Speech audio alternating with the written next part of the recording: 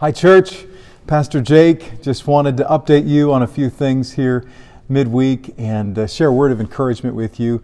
A huge thank you to all of you who participated in voting on the budget. Wanted to share with you that it was a unanimous affirmation of the budget, and really appreciate all who helped and served in that process, ministry leaders and all who asked questions and helped to clarify things. And we're continuing to work on that process as we grow as a church, but thankful for all involved, and we look forward to this next year of ministry together.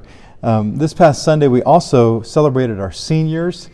It was sweet to be able to do that and to celebrate with cake, and want to just encourage you as well.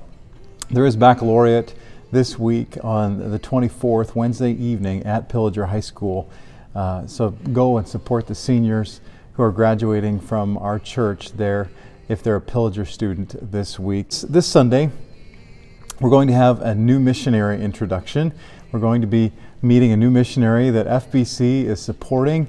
And life group leaders, I want to encourage you to mark your calendars for the 25th of June. We'll be having a barbecue at our house and some time of conversation and encouragement following that at our home.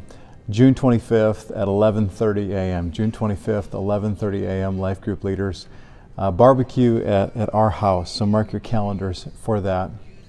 And we've been walking through the book of Romans so far, and now this Sunday we're going to reach Romans 14, and we're going to go into the first part of Romans 15, and it's this really interesting section in which Paul deals with what happens when we get to tertiary matters of importance, matters of conscience that aren't necessarily spelled out in Scripture, and we disagree with other people in the church. What do we do about those things?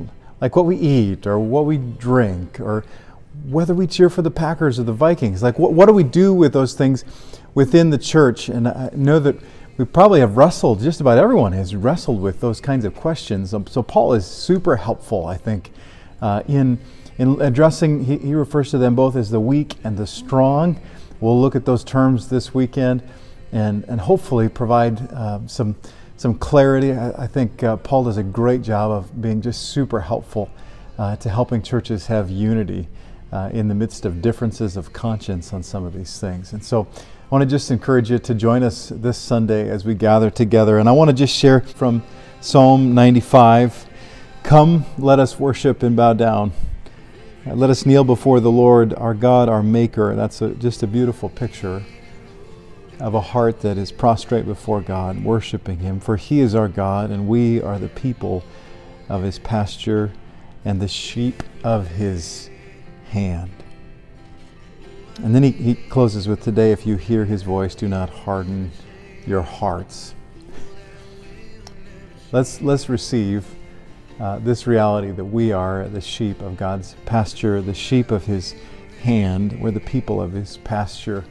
Let's worship Him today. Kneel and bow down before Him. We need Him. We need Him so much, and we need Him to shepherd us.